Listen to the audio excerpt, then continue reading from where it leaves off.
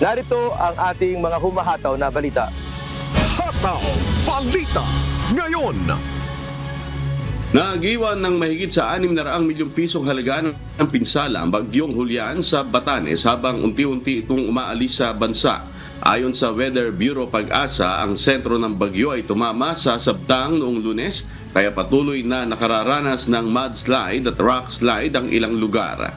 Sa kabila nito, nagsimula ng clearing operation sa mga nasirang infrastruktura, mga nabuwal na puno at mga kalsadang balot ng putik. Bagamat hindi na bumalik ang bagyo sa bansa, nagbigay pa rin ng babala ang Pag-asa sa mga residente sa Batanes at Babuyan Islands na manatiling handa para sa mga posibleng pag-ulan. Hataw Balita ngayon. 63 Pilipino ang nakahanda ng ilikas ng pamahalaan ng Pilipinas mula sa Lebanon. Ayon kay Department of Migrant Workers and Undersecretary Bernard Olalia, kukuha na sila ng chartered flights na susundo sa mga Pilipino na nasa Beirut. Bukod dito, nakahanda na rin ang contingency plan ng paglikas sa pamamagitan ng land travel papunta sa Damascus, Syria. Ayon sa DMW, nasa 111 na OFWs na ang nasa mga shelters sa Lebanon at may panibagong nasa 100 ang nagpoproseso na ng kanilang repatriation. As a consequence, we are trying to provide for chartered flights. No, we're talking to some airline companies so that the chartered flights will be able to accommodate, for example, no less than 300 overseas Filipino workers from Beirut. Hataw Balita ngayon. Umabot sa mahigit 7.4 milyong Pilipino ang nagparehistro upang makaboto sa 2025 national at local elections ayon sa COMELEC. Patay sa datos, umabot sa 7,436,555 ang mga rehistrado, kung saan 3,630,968 ang lalaki at 3,805,587 ang babae. Nakapagtala ang Calabarzon ng pinakamalaking bilang ng mga rehistrado na may 1,223,159. Sinundan ito ng National Capital Region na may 997,062 at Central Luzon na may 834,467. May 9,201 applications na mga naitala sa COMELEC Main Office. Ang voter registration period ay nagsimula noong February 12 at nagtapos noong September 30. Pinalawig ito sa Batanes hanggang October 1 dahil sa masamang panahon dulot ng Typhoon Julian. Hataw Balita ngayon. Ayaw magkomento ni Senator Amy Marcos sa issue kung sakaling i-endorse siya ni Vice President Sara Duterte. Sa kanyang paghahain ng kandidatura kahapon, October 2, sa ikalawang araw ng Certificate of Candidacy o COC filing, inihayag nito na gusto nitong kausap niya ang lahat. Marami naman aniyang sumusuporta sa kanya tulad ng mga senior citizen, IP community at maging young farmers. Matatandaang isinama siya sa senatorial slate ng Alyansa para sa Bagong Pilipinas ng administrasyon pero dumistasya siya rito. Ang hinihiling ko, yung endorsement ng lahat. Hindi ko alam, hindi ko pa napapag-usapan yon. Ang akin lang, pinili ko na maging malaya para hindi na ako kakampi kanino man, laban pa sa iiba. Mas maigi na. Piliin na lang natin ang sambayan ng Pilipino. Hataw Balita ngayon. Maaari nang makaboto ng kinatawan sa House of Representatives ang 10 Embo barangays na dating bahagi ng Makati na ngayon ay kabilang na sa Taguig City. Ayon kay Commission on Elections Chairman George Erwin Garcia, mahalagang maipagkaloob sa mga residente ang karapatang makaboto at makapili ng kinatawan ng kanilang lugar. Bunso dito, maaari na ring tumakbo ang sinumang residente ng mga nasabing barangay. Una nang sinabi ng COMELEC na maaring hindi makaboto ng kinatawan ng Taguig dahil hindi malinaw sa desisyon ng Korte Suprema kung saang distrito sila ilalagay. Hataw Balita ngayon. Undecided pa rin ang Duterte clan kung sasabak pa ba muli sa national position. Ito ang mariing sinabi ni Congressman Paulo Pulong Duterte sa media matapos maghain ng kanyang anak ng Certificate of Candidacy na si Rodrigo Duterte II bilang representative ng 1st District ng Davao City sa ilalim ng partitong Hugpong ng Pagbabago, Hugpong sa Tawong Lungsod o HNP-HTL. Ayon kay Congressman Duterte, maguluan niya ang politika ngayon at magkakaroon pa sila ng pag-uusap ng pamilya kung ano ang magiging plano nila sa eleksyon. Wala pa ko kabalo kay sa karon ang akong asawa o akong duha ka anak murag di naman ganahan nga lansar ko kay tungod aning gubot lagyan ng administrasyon against sa mga Duterte. So amo pa istoryahan pamilya kung unsa gyud mahibala na ninyo antud October 8 naman itong filing. Hataw Balita ngayon. Mahigpit ang gagawing pakikipag-ugnayan ng National Capital Region Police Office o NCRPO sa mga komunidad habang palapit ang halalan. Ayon kay NCRPO Director Police Major General Jose Melencio Nartates Jr., bahagi ito ng gagawin nilang pagbabantay para sa ligtas at payapang halalan sa 2025. Sinabi pa ni General Nartates na partikular nilang tututukan ng threat groups o local terrorist groups, pati ng communist group at criminal gangs. Sa ngayon, anya, wala pa naman silang nakikitang problema sa mga lugar sa Metro Manila. Subalit, magpapakalat pa rin sila ng mga tauhan sa ground upang maiwasan ang mga insidenteng may kinalaman sa halalan. Pinaka-importante naman yan is, of course, we engage the community so that we narrow down or identify threats. Yung threats will come from the local terrorist group, the communist terrorist group, as well as the criminal gangs. Ito ang makakapag-disrupt ng ating peaceful election, particularly ang potential or private armed groups. Ito yung mga goons, ito yung nananakot para magka-impluensya sa mga voters natin na makapili ng malaya. Hataw Balita ngayon. Naitakda na ng Joint Senate Committee ang susunod na pagdinig ng Senado kay Alice Go sa susunod na linggo. Kaugnay ito ng partisipasyon niya sa mga illegal na operasyon ng Philippine Offshore Gaming Operator o POGO. Gayon din ang pagtakas ng dismissed Banban Mayor kasama ang dalawa pa niyang kapatid at mga posibleng sangkot dito, partikular na ang ilang opisyal ng pamahalaan. Pinayagan na ng Pasig City Regional Trial Court Branch 167 ang pagdalo ni Alice Go sa pagdinig kasama ang 5 pang nahuling kasama ng umano nito sa POGO operations. Mapapanood sa UNTV News and Rescue ang live streaming ng Senate hearing sa Martes, October 8 simula alas 10 ng umaga. Hataw Balita ngayon. Nakakipagpulong si Justice Secretary Crispin Boying Remulla sa pamahalaan ng Timor-Leste sa isinagawang state visit doon kasama ang delegasyon ng Pilipinas. Sa isang pahayag, sinabi ng DOJ na nakipagkita si Secretary Remulla kay Timor-Leste President Jose Ramos Horta upang talakayin ang ilang usapin. Kabilang dito ang hiling ng Pilipinas na mapauwi na si dating Negros Oriental Representative Arnolfo Teves Jr. para harapin ang mga kasong may kinalaman sa pagkamatay ni dating Gobernador Roel de Gamo. Naaresto si Teves sa Timor-Leste batay sa Interpol notice na inilabas laban sa kanya.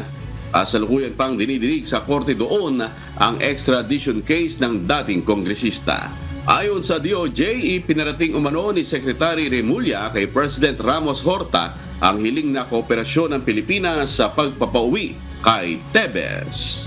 Hataw Balita ngayon. Tukoy na ng mga otoridad ang pagkakakilanlan ng 2 suspect sa pagkamatay ng 18 taong gulang na si Ren Joseph Bayan na hinihinalang biktima ng hazing ng isang fraternity sa Jaen, Nueva Ecija. Ayon kay Nueva Ecija Police Director Police Colonel Ferdinand Hermino, ang 2 suspect umano ang sumundo sa biktima bago ang sinabing final hazing at naghatid sa bangkay nito noong linggo ng hapon. Nais naman ng bagong upong direktor ng Central Luzon Police na agad maresolba ang kaso. Na-identified na po namin yung 2 suspect at ito po ay for filing na sa court at sasampahan po namin sila ng homicide in relation to hazing law. May namatay na biktima ng hazing. Gusto natin sa lalong madaling panahon ay mabigyan ng hustisya ang pagkamatay ng biktima. Sa ganon, yung mga kamag-anak niya ay mabigyan ng hustisya yung walang saysay na pagkamatay. Hataw Balita ngayon. Nananatiling kumpiyansa ang Senado na maisusumite nito ang proposed 2025 national budget bago magtapos ang taon. Ayon kay Senate President Francis G. Escudero, on track ang Finance Committee na matapos ang deliberasyon sa panukalang pambansang pondo. Nakatakda naman na niyang isumite ng Kamara ang General Appropriations Bill o ang bersyon ng budget ng mababang kapulungan ng Kongreso sa October 25. Bago kami mag-adjourn, kailangan yan mapadala sa Malacanang dahil wala na kaming sesyon. So inaasahan namin maaprubahan ng budget within at the latest, the second week of December, at the earliest, first week of December. Hataw Balita ngayon. Inaasahan ng Department of Agriculture o DA na bababa ang presyo ng bigas sa merkado pagsapit ng Disyembre matapos alisin ng India ang kanilang export ban. Ayon kay DA spokesperson Arnel de Mesa, mas mura ang imported na bigas mula sa India kumpara sa Vietnam at Thailand na magpapababa sa presyo ng bigas sa pandaigdigang merkado. Dagdag pa rito ang pag-alis ng ban at ang pagpapatupad ng Executive Order No. 62 na magpapababa ng taripa sa imported na bigas ng 15% ay makakatulong upang mapababa ang presyo ng bigas kada kilo. Mula 55 pesos kada kilo, bumaba na ito sa 42 to 45 pesos at inaasahan pang mas bababa. Tiniyak din ng DA na babantayan nila ang agricultural products sa pantalan upang maiwasan ang pagkabulok at matiyak ang mabilis na daloy ng mga container na naglalaman ng mga kalakal. Hataw Balita ngayon. Inaprubahan ng mga regional wage board sa Cagayan, Bali, Central Luzon at Soc-Sargen ang pagtaas ng arawang sahod mula 30 pesos hanggang 66 pesos para sa mga manggagawa sa pribadong sektor ayon sa ulat ng Department of Labor and Employment o DOLE kahapon, October 2. Tugon ang nasabing desisyon sa direktiba ni Pangulong Ferdinand Marcos Jr. para sa mabilisang pagsusuri ng minimum wage at magkakabisa ito sa October 17. Sa Cagayan, Bali, 30 pesos ang nadagdag sa arawang sahod, habang sa Central Luzon, 50 pesos hanggang 66 pesos ang itinaas, depende sa sektor.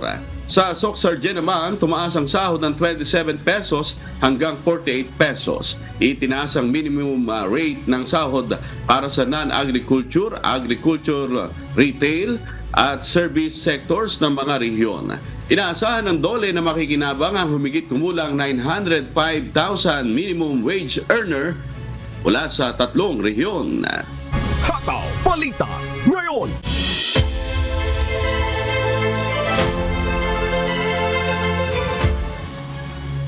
Muling nagpaalala ang Department of Education na hindi obligado ang public school teachers na magturo ng higit sa 6 na oras kada araw. Batay po sa inilabas na guidelines tungkol sa workload ng mga guro. Sinabi ng DepEd na may overload pay ang mga guro kung lalagpas sila ng hanggang 2 oras sa 6-hour teaching limit. Kung mas maigsi naman sa 6 na oras ang ginawang pagtuturo, ay maaari naman silang gumawa ng iba pang teaching-related tasks, ngunit dapat ay nakabatay pa rin ito sa oras ng kanilang trabaho. Ayon sa DepEd, ang bagong guidelines ay bahagi ng pagsisikap na mapagaan ang trabaho ng mga guro at mabigyan sila ng nararapat na kompensasyon. Hataw Balita ngayon. Seryosong pag-aaralan ng Commission on Election o COMELEC ang panukala ng Philippine National Police na maagang pagpapatupad ng gun ban sa bansa. Ayon kay COMELEC spokesperson Director John Rex Laudianco, maraming ikinukonsidera dito dahil marami ang apektado nito. Paliwanag ng tagapagsalita ng komisyon sa Claudine Anayan nito, hindi lang ang baril, kundi pati controlled chemicals at explosives. Nanaintindihan po namin na maganda po ang layunin ng PNP, pero kailangan din po nating unawain na ang gun ban po ay hindi lang naman para tigilin natin yung pagdadala ng baril, may mga maapektuhang industriya po ito. Hataw Balita ngayon. Naghain ng kandidatura ang sikat na vlogger at negosyanteng si Deo Balbuena o mas kilala sa pangalang Diwata. Nagpasa na ito ng kanyang Certificate of Nominee and Acceptance bilang pang-apat na nominee ng Vendors Party List. Bagamat walang karanasan sa politika, naniniwala ang sikat na vlogger na hindi hadlang ito upang matulungan ang mga maliliit na nagtitinda o naghahanap buhay. Nakilala si Balbuena sa kanyang tinitindang pares na Diwata Pares na nagtrending sa social media nitong Enero taong kasalukuyan. Kasi gusto ko may ayos ang lahat ng bawat maninindang Pilipino at magkaroon ng boses ang bawat vendor, hindi lang dito sa Manila kundi sa buong Pilipinas. Bigyan ng pagkakataon, di ba? Bago nyo ako husgahan. So yun, gagawin ko lahat ang kakayahan ko para matulungan ang lahat ng vendors.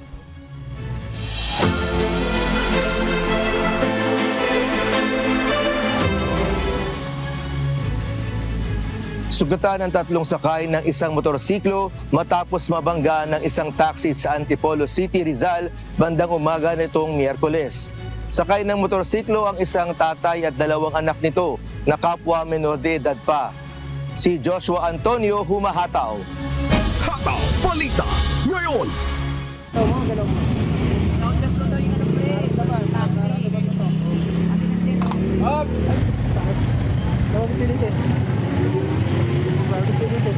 Nakaupo na sa gilid ng kalsada ng datnan ng UNTV News and Rescue ang mag-aama matapos mabangga ng isang taxi ang sinasakyan nila motorsiklo sa kahabaan ng Soliven Street, Barangay Mayamot, Antipolo City, Rizal, bandang alas 6 ng umaga ng Miyerkules, October 2. Ini-assess ng UNTV Rescue ang 3 sakay ng motorsiklo na nagtamo ng mga injury.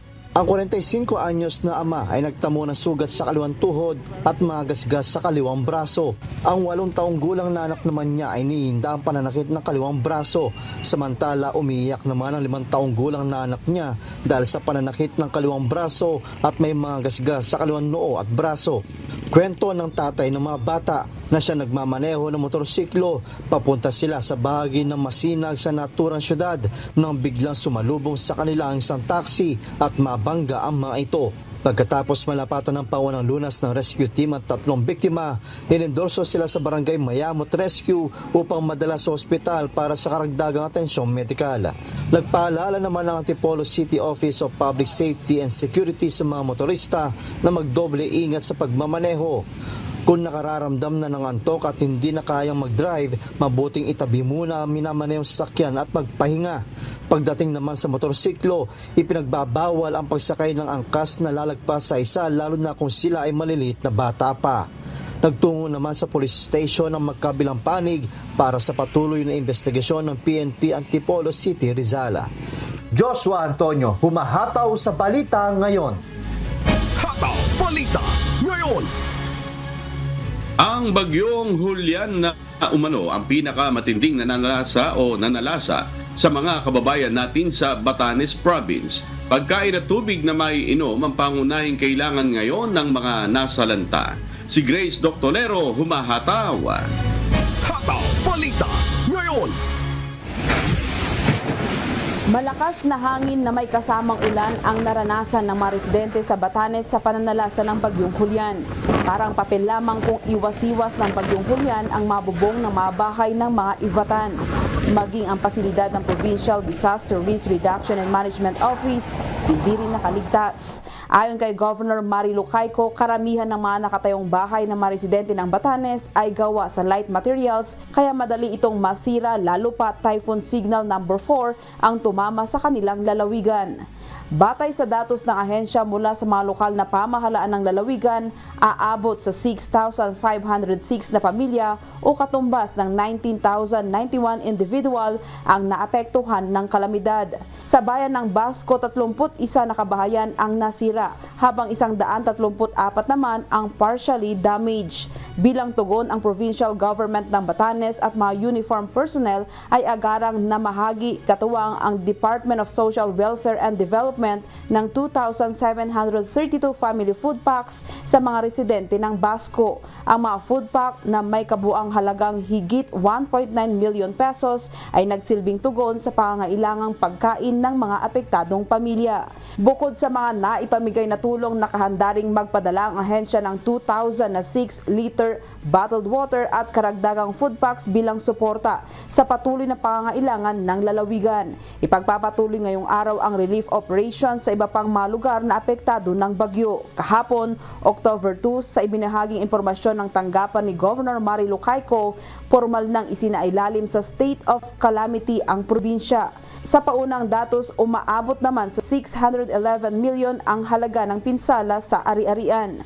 Sa pamamagitan nito, magagamit ng provincial government ang Quick Response Fund dito upang mas mabilis na makapaghatid ng tulong sa mga naapektuhan ng bagyo at upang mapabilis ang disaster response and recovery measures. Kahapon, nakapagsimula ng bumangon ang mga residente sa lugar, makikita ang sama-samang pagtutulungan ng komunidad upang linisin at ayusin ang bakas ng katatapos na bagyong Julian sa isla ng Batanes, kung saan isa ang bayang Itbayat sa mga lubhang nasalanta.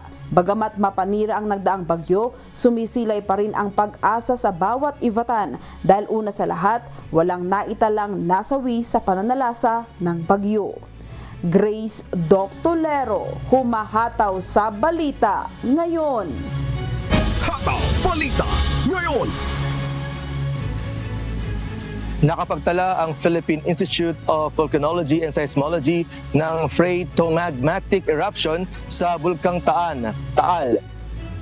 Nitong Miyerkules, kaugnay nito, mariing ipinagbabawal ng ahensya ang pagpasok sa Taal Volcano Island at paglipad ng mga aircraft malapit sa bulkan.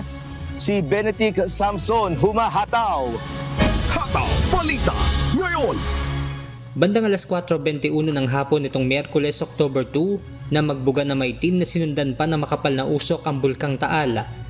Ayon sa Philippine Institute of Volcanology and Seismology o PHIVOLCS, minor phreatomagmatic eruption o pagputok dahil sa pagkakaroon ng kontak ng tubig at magma sa ilalim ng bulkan ang nangyari kahapon. Tumagal ito hanggang 4:32 ng hapon at may taas na aabot sa 2,400 meters. Sa kuha ng thermal camera ng PHIVOLCS, makikita ang small volume ng pyroclastic density current mula sa ilagang bahagi ng main crater ng bulkana. Sa tala ng ahensya, mula noong September 22 ay umabot na sa 18 phreatic events ang naiulat sa Bulkang Taal. Kaugnay nito, nagsagawa ng pagpupulong ang Regional Disaster Risk Reduction and Management Council at Office of the Civil Defense Calabarzon upang alamin ang sitwasyon at mga paghahanda lalo na ng resources na kakailanganin sakaling lumala ang sitwasyon. Sa ngayon, nananatiling nasa ilalim ng Alert Level 1 ang bulkan at mahigpit na ipinagbabawal ang pagpasok sa Taal Volcano Island. Maging ang paglipad ng mga sasakyang panghimpapawid ay ipinagbabawal malapit sa tuktok ng Mount Taal. Ipinaalala rin ng PHIVOLCS na kung wala namang masyadong gagawin ay manatili na lamang sa loob ng bahay at isara ang mga pinto at bintana upang hindi makapasok ang abo o bug. Kung hindi naman may iwasang lumabas ng tahanan ay magsuot ng N95 face mask at goggles bilang proteksyon sa mata. Benedict Samson, humahataw sa balita ngayon.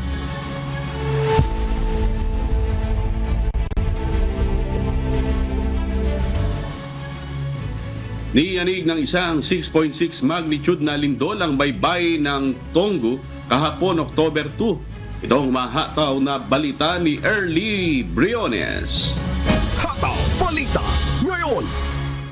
Tumama sa karagatan malapit sa Tonga ang isang 6.6 magnitude na lindol ayon sa ulat ng US Geological Survey o USGS.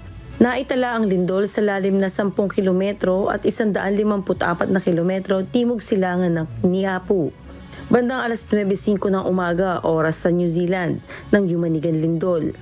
Wala namang naiulat na pinsala mula sa insidente at kinumpirma ng Pacific Tsunami Warning Center na walang banta ng tsunami na dulot ng lindol. Ang Tonga na nasa Pacific Ring of Fire ay madalas makaranas ng mga lindol dahil sa mataas na tectonic activity sa rehiyon. Early Briones, humahataw sa balita ngayon. Hataw Balita ngayon. 47 tigre, 3 leon at isang panther ang namatay sa dalawang zoo sa Vietnam sa nakalipas na isang buwan. Base sa pagsusuri na inilabas kahapon, kumpirmado na H5N1 bird flu virus ang dahil ng pagkamatay ng ilan sa mga nasabing hayop doon. Ito ang humahataw na balita ni Grace Aguado. Hataw Balita ngayon. 47 tigre, 3 leon at 1 panther ang namatay sa 2 zoo sa Vietnam na nagpataas naman ng public health concern sa bansa. Sunod-sunod ang pagkamatay ng mga hayop sa Cui Safari Park sa Long An Province. Gayon din sa Mango Garden Tourist Area sa Dong Nai Province sa pagitan ng Agosto at Setyembre ayon sa mga opisyal. Una nang pinaghinalaan ng mga opisyal na pneumonia ang ikinamatay ng 2 Bengal tigers. Ngunit sa resulta na inilabas ng National Center for Animal Health Diagnosis kahapon October 2, ang mga hayop ay namatay dahil sa H5N1 type A virus. 3 sa mga namatay na tiger sa Cui Safari Park ay mula sa mga Mango Garden Tourist Area, kung saan ilang mga tiger rin ang namatay. Sa kasalukuyan, wala pa namang naiulat na impeksyon sa mga kawani ng nasabing zoo. Isang kababayan naman sa Vietnam ang nagpahayag ng kanyang saloobin ukol dito. May makikita mga wild animals sa mga zoo dito sa Vietnam. Kaya nakakalungkot lang isipin na may mga namamatay na animals lately. So sana ma-actionan kagad ng mga veterinary sa Vietnam yung problem para naman ma-save natin yung mga animals pa na natitira dito sa zoo. Chris Aguado, humahataw sa balita ngayon. Hataw Balita ngayon. Inianunsyo ng United States Commerce Department ang bagong batas na maaring magpagaan sa pagpadala ng artificial intelligence chips sa mga data centers sa Middle East. Maaari itong magpalakas ng export. Itong humahataw na balita ni James Bontuyan. Hataw Balita ngayon. Inilabas ng United States Commerce Department ang isang batas na nagpapahintulot sa mga data center sa Middle East na mag-apply para sa validated end-user status na nagpapadali sa pagtanggap ng artificial intelligence chips sa ilalim ng General Authorization. Naglalayon ang bagong batas na ito na pasimplihin ang proseso ng pag-e-export ng magbabawas sa pangangailangan ng mga supplier ng Estados Unidos na kumuha ng individual na lisensya para sa bawat padala. Nangyari ang hakbang na ito sa gitna ng mga alalahanin na maaaring maging daan ang Middle East para makuha ng China ang mga advanced American chips na ipinagbabawal na direktang ipadala sa China. Makikipagtulungan ang US sa mga dayuhang data center at host governments upang masiguro ang kaligtasan at seguridad ng teknolohiya. Dadaan sa masusing pagsusuri ang mga data centers na mag-a-apply para sa programa upang masiguro na may mga pamproteksyong hakbang na nakalagay. Kasama sa proseso ang pagbibigay ng impormasyon tungkol sa kasalukuyan at posibleng mga customer, mga gawain ng negosyo at mga hakbang ng cybersecurity. Nakatuon ang Bureau of Industry and Security sa pagpapadali ng international na pag-unlad ng AI habang pinapalawang bisa ang mga peligro sa seguridad ng US at mundo, ayon kay Commerce Official Alan Estevez. James Bontuyan, humahataw sa balita ngayon. Hataw Balita ngayon. Lumakas ang Canadian dollar kontra US dollar at iba pang G10 currencies kasabay ng pagtaas ng presyo ng langis, dulot ng tumitinding tensyon sa gitnang silangan. Ito ang humahataw na balita ni Crez Fugavan. Hataw Balita ngayon. Nagtala ng 0.2% na pagtaas ang Canadian dollar noong October 1 matapos ang ulat na naghahanda ang Iran na maglunsad ng missile attack laban sa Israel. Tumaas ng 3.8% ang presyo ng langis, isa sa mga pangunahang export ng Canada, at umabot sa $70.78 bawat bariles dahil sa Iran-Israel conflict. Lumakas din ang manufacturing sector ng Canada sa unang pagkakataon sa loob ng 17 buwan. Tumaas ang S&P Global Canada Manufacturing Purchasing Managers Index o PMI sa 50.4 noong Setyembre mula 49.5 noong Agosto. Mahalaga ang pag-angat na ito dahil nalampasan nito ang 50 mark na nagpapahiwatig na mas maayos na ang takbo ng ekonomiya sa hinaharap. Cres Fugaban, humahataw sa balita ngayon.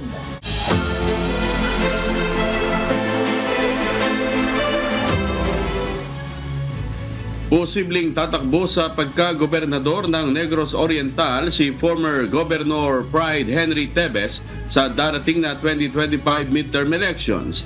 Samantala, nanumpa naman bilang miyembro ng Liberal Party ang ilang opisyal sa probinsya kagabi. Si Lalaine Moreno humahataw. Hataw Balita ngayon. Nagtipon-tipon ang ilang mga dati at kasalukuyang opisyal ng Negros Oriental sa Dumaguete City kagabi October 2 upang hikayatin si former Negros Oriental Governor Pride Henry Tevez na muling tumakbo sa 2025 midterm elections. Kabilang sa mga dumalo, sina Dumaguete City Mayor Felipe Rimulyo, dating Negros Oriental Governor George Arnaiz at iba pang mga alkalde ng lalawigan. Pagpakita, suporta, kung kinsa man ang atong panawagan, mananawagan ang grupo someone should step up to run for governor. Bagamat una nang kinumpirma ni Tevez na maghahain siya ng kanyang Certificate of Candidacy sa mga susunod na araw, hindi nito direktang sinabi kung anong posisyon ang kanyang tatakbuhan. Tatakbo ka ba for governor ulit? Magja-jogging muna. Sa kanya namang naging pahayag kagabi, ilang mga problema sa probinsya ang nais niyang pagtuunan ng pansin, tulad na lamang umano ng unresponsive healthcare, environmental destruction at mismanagement ng mga resources ng pamahalaan. So, importante kayo sa ang pagpaabot.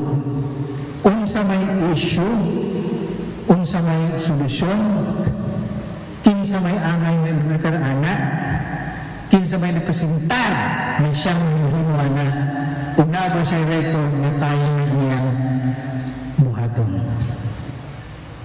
Sa makausap ni sa Pride Henry Tevez na kabayawan, Negros Oriental, andang mo sa misyon. Si Pride Tevez ang nanalong gobernador ng Negros Oriental noong May 2022 elections. Pero pinawalang bisa ng Comelec Anbang ang kanyang pagkapanalo 3 buwan ang makalipas dahil ito sa issue ng nuisance candidate na si Ruel Digamo. Inilipat ang nakuhang boto ni Ruel kay Ruel Digamo kaya idineklara itong opisyal na nanalo bilang gobernador ng lalawigan. Siya rin ang kapatid ni former Representative Arnie Tevez ang itinuturong nasa likod ng pagpatay kay Governor Ruel Digamo noong March 2023. Pero itinanggi ito ng dating mambabatas. Kagabi, nanumpa na bilang miyembro ng Liberal Party si Pride Henry Tevez.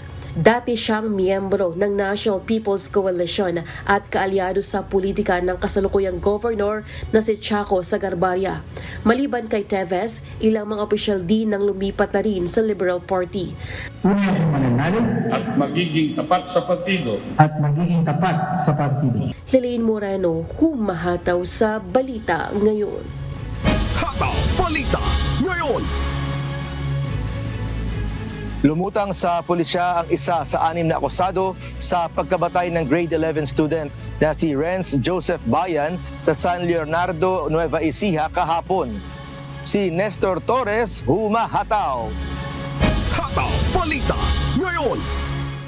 Napilitang umuwi sa Pilipinas si Emeline Bayan nito lamang Lunes nang mabalitaan ang nangyari sa anak na si Renz Joseph. Ang ama ni Renz na si Renato, labis-labis ang pagsisisi na pinayagan niyang sumali ang anak sa Tau Gamma Fraternity. Napakabait na anak yan dahil po age of 10-year-old, naging katuwang ko po siya.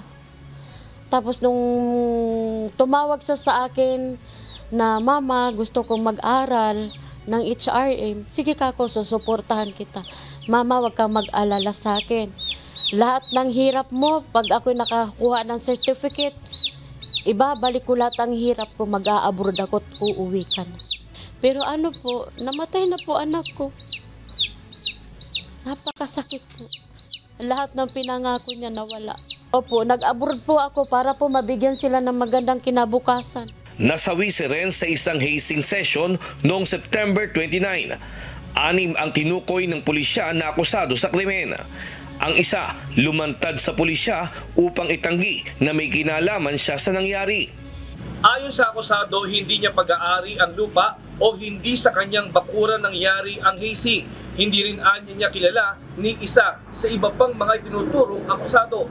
Nililinaw ko lang po, di po namin bahay, di po namin lupa, di po namin bakuran. Sa kabilang lote po yun.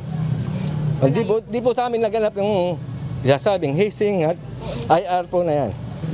Meron po, ang sukat po ng lupa na yan, may 4,000 po square meter po ang layo sa amin po nun. 2 years na hindi naging active yan. Nag-priority ako sa pamilya ko. Ewan ko nangyari to, patay ko na, damay. Nanawagan ng hustisya ang mga magulang ni Renz at sana ay agad na mahuli ang may kagagawa nito sa kanilang anak. Pakiusap naman ng magulang ni Renz magkaroon ng hustisya ang pagkamatay ng kanilang anak at mahuli na ang mga bratmen na sangkot sa pananakit sa kanilang anak. Sana po lahat po na nasaktan na nakasama po sa hazing, sana po lumantad na po kayo. At kung gusto nyo po, ipaglaban nyo din po kung kayo po'y biktima din ng hazing. Huwag po kayong matakot. Kaya po sana hinto na po yung hazing. Bilang konsiderasyon lang po kung talaga po sila walang kasalanan, patunayan po nila at lumabas po, magsilutang po sila lahat. Yun po ang gusto ko. Bigay po nila ipaling nila para malinawan lahat. Sa korte na po namin pag-uusapan yung... Kahapon ay nagsampa na ang Jaén Municipal Police Office ng kasong murder laban sa 6 na akusado. Nestor Torres, humahataw sa balita ngayon.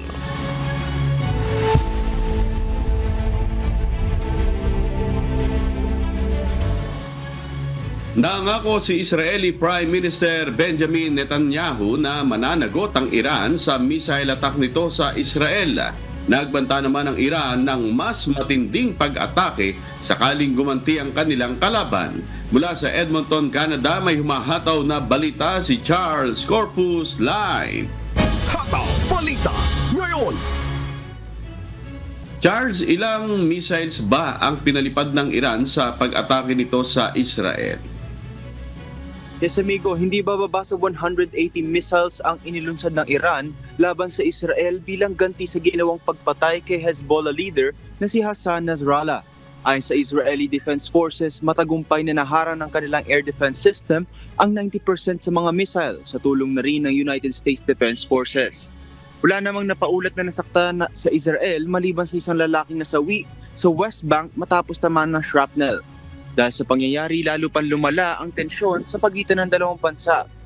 Pinahayag naman ni US President Joe Biden ang buong pagsuporta ng Estados Unidos para sa Israel at inilarawan ng atake ng Iran bilang ineffective o hindi epektibo.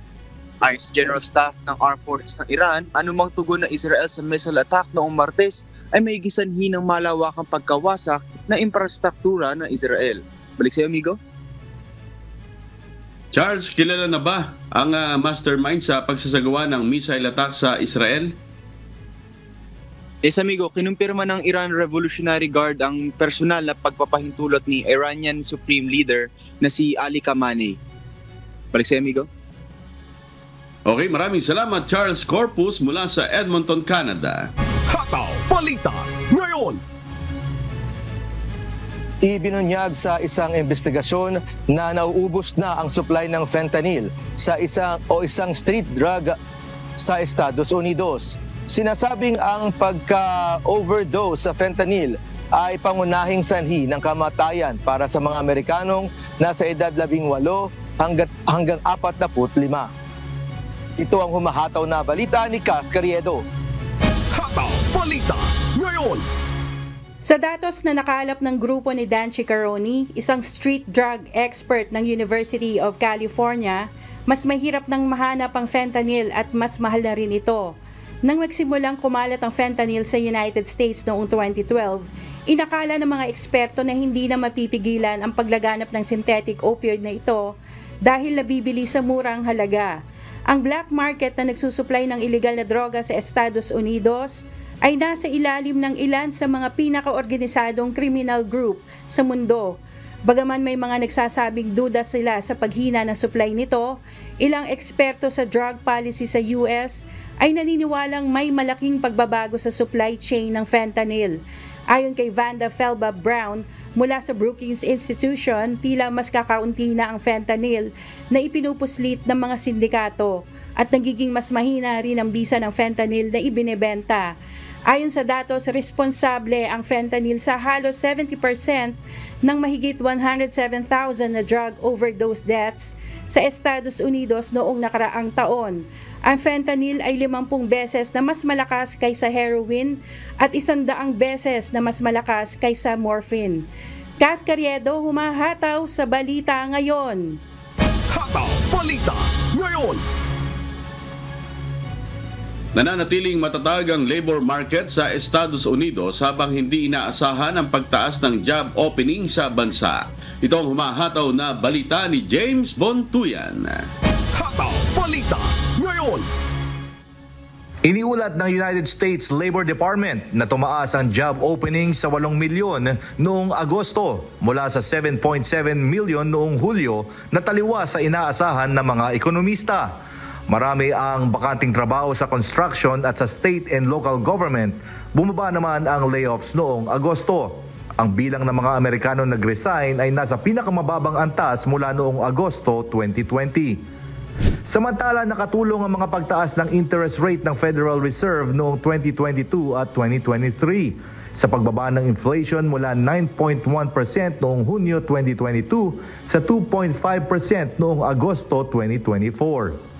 Sa ibang balita, inaasahang lalabas ng Department of Labor ang ulat tungkol sa mga trabaho para sa Setyembre sa darating na Biyernes, kung saan tinatayang madadagdagan ng 143,000 ang mga bagong trabaho at mananatili ang unemployment rate sa mababang 4.2% ayon sa isang survey ng forecasters ng FactSet.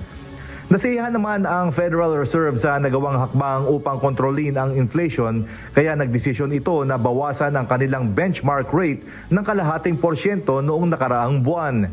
Ito ang kauna-unahang malaking pagbabawas ng rate mula noong Marso 2020. Ayon kay Robert Frick, ekonomista ng Navy Federal Credit Union, malaki ang itinaas ng job openings at ito ay isang oportunidad upang magdagdag ng mga empleyado at palakasin pa ang ekonomiya. James Bontuyan, humahataw sa balita ngayon.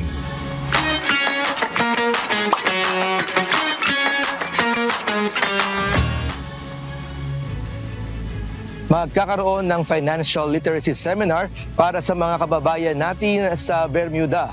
Samantala, maghahandog naman ang Philippine Embassy sa Canada ng Shadow Puppet Show at storytelling para sa mga kids at heart sa Ottawa, Canada. Ito ang humahataw na balita ni Lynn Perez. Hataw Balita Ngayon. What's up, kabayan? Magsasagawa ng consular outreach mission sa Changwon, South Korea mula October 11 hanggang 13 sa Yongji Cultural Park. Ilan sa mga serbisyong ipagkakaloob sa ating mga kababayan ay ang passport services, civil registry, notarial services, embassy ID, OWA at pag-ibig. Para sa guidelines at kumpletong impormasyon, bumisita lamang sa official Facebook page ng Philippine Embassy sa Korea sa facebook.com/PHNKorea. Maghahandog naman ng financial literacy seminar at orientation sa MWO at OWA programs at services sa ating mga kababayan sa Bermuda mula October 12 to 13. Limitado lamang ang slots na maaari mapagsilbihan kaya't mag-register na sa tinyurl.com/Bermuda-Pinlit or scan ang QR code na matatagpuan sa official Facebook page ng OWA Washington, D.C. Maaari ring makita dito ang schedule sa activities na isasagawa sa loob ng 2 araw. Inanyayahan naman ng mga kids at heart sa Ottawa, Canada sa isang free shadow puppet show at storytelling handog ng Philippine Embassy sa Canada. Gaganapin ito sa October 19, alas 9:45 ng umaga hanggang 1:00 ng hapon sa Mindanao Hall ng Embahada. Layunin ng event na ito na maipakilala ang tradisyon ng mga indigenous people sa Pilipinas. Sa mga interesadong dumalo, mag-register lamang sa qrco.pe/IPmonth. Samantala, nangangailangan naman ng office driver ang Philippine Consulate sa Macau, China. Ilan sa qualifications ay dapat holder na valid Mackay at Philippine driver's license, may 2 years experience sa pagdadrive sa Macau, may kaalaman sa traffic rules and regulations sa Macau at may valid stay permit sa Macau.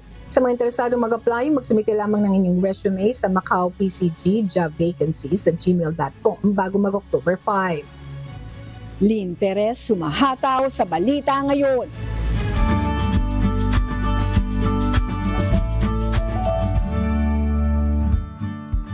Alamin ang magiging lagay ng panahon sa iba't ibang bahagi ng bansa ngayong araw ng Huwebes. Panoorin po natin ang update mula sa Philippine Weather Bureau Pag-asa.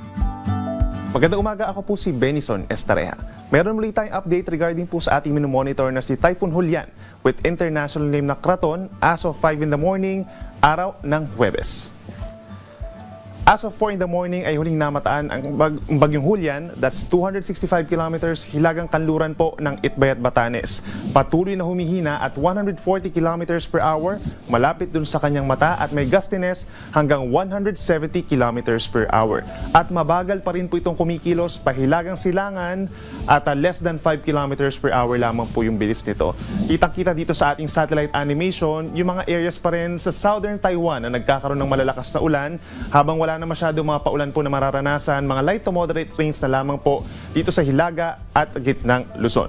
Samantala, kitang-kita naman sa ating satellite animation itong mga kumpul ng ulap, mga kulay pula, minsan mga thunderstorms po ito na malalakas dahil pa rin sa easterlies o yung hangin galing sa silangan, particularly the Pacific Ocean, kaya't magbaon po ng payong kung lalabas ng bahay.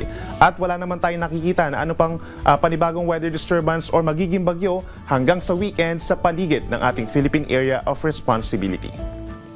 Sa ngayon po, tanging dito na lamang sa may Batanes, meron tayong gale warning. Epekto na rin po nitong si Typhoon Julian, hanggang 4.5 meters yung taas ng mga pag-alon for today. Then sa natitirang bahagi ng Northern Luzon and baybayin po ng Central Luzon, naglalaro from 2 to 4 meters pa rin ang taas ng mga pag-alon na siyang delikado pa rin po sa mga small sea vessels. Dito naman sa may Southern Luzon, down to Mindanao, asahan pa rin ang banayad na karagatan. Minsan po or madalas po nasa 0.5 meters lamang po ang taas ng mga alon, pero kapag meron tayong mga thunderstorms lalo na po sa bahagi ng Mindanao, posible itong umakyat sa higit 2 metro. Sunrise po natin ay 5:46 AM, sunset 5:44 PM. At napanood po natin ang update mula kay Pag-asa Weather Specialist Benison Estareja. Tandaan, sa bawat araw na ating nasisilayan, tayo magpasalamat sa Diyos na may lalang.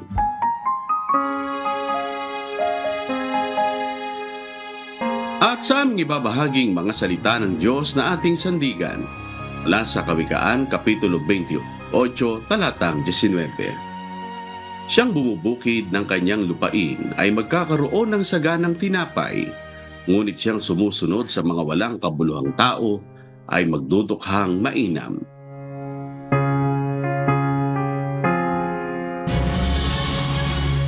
Happy Brethren Day o Grand Fiesta ng Diyos sa iyo, Sunny.